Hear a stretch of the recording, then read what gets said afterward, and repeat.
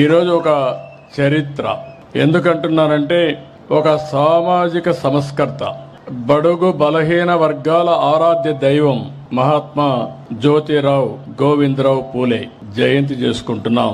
చాలా మంది పుడతాం, చాలా మంది చనిపోతా ఉంటాం. చనిపోయిన తర్వాత చాలా మందిని మరిచిపోతాం. శాశ్వతంగా చరిత్రలో కొంతమందే మిగిలిపోతారు. ఈ రోజు చూస్తే ఏప్రిల్ 11, 1827 మహారాష్ట్రలో పూణేలో జన్మించినటువంటి పూలే గారు 2 ఏళ్లలో 200 సంవత్సరాలు జయంతి జరుపుకుంటాం. అంటే 200 సంవత్సరాల కంటే ముందు పుట్టిన వ్యక్తిని రోజు రోజుకు గుర్తుపెట్టుకుంటున్నామంటే, వాడవాడలో జయంతి ఉత్సవాలు చేస్తున్నామంటే అది ఆయన చేసిన త్యాగం, చూపించిన స్ఫూర్తి అని మరొకసారి మీ అందరికి విజ్ఞప్తి చేస్తున్నా.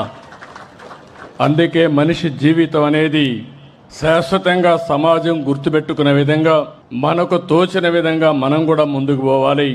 అలాంటి స్ఫూర్తి ప్రదాత పూలే గారని చెప్పి కూడా నేను మీకు తెలియజేస్తున్నా. ఆయన కూడా ఒక పేద కుటుంబంలోనే పుట్టాడు.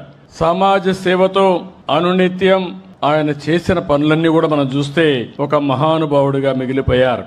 అదే మరిగా పేదలు, బడుగు బలహీన వర్గాలు, దళితుల హక్కుల కోసం పోరాడిన నేత పూలే గారు. ఈ రోజే మనం చూస్తున్నాం, చాలా మంది పేదవాళ్ళుగా ఉన్నారు. ఇప్పటికి కూడా వాళ్ళు గుర్తించి మనుషులు లేని సమస్యలో ఆడబిడ్డలు మిమ్మల్ని చదువుకోవడంలో ఇప్పుడు కూడా వెనకబడ్డున్నారు. మన రాష్ట్రంలో అయితే మొట్టమొదటిసారి మహిళలు చదువుకోవాలని ఆలోచించి మహిళా యూనివర్సిటీ పెట్టిన వ్యక్తి నందమూరి తారక రామారావు గారు. అలాంటిది శ్రీ విద్యకు మద్దతు లేని రోజుల్లో 1848లో తొలి మహిళా స్కూల్ పెట్టాడు. ఆ రోజుల్లో భార్యను చదివించి దేశంలోనే తొలి మహిళా అధ్యాపకురాలుగా చేసిన వ్యక్తి పూలే గారని చెప్పి కూడా నేను మీకు తెలియజేస్తున్నా. ఇప్పుడు కూడా మనకు ఆవిడెప్పుడు ఆదర్శం. సావిత్రిబాయి పూలే గారు తొలి మహిళా అధ్యాపకురాలు. ఇంకో పక్క కుల వ్యవస్థ ఇప్పటికి కూడా మనం అనుభవిస్తున్నాం. వివక్షత ఉంది. అందుకనే ఈ రోజు ఎస్సీ ఎస్టీ అట్రాసిటీ యాక్ట్ వచ్చింది.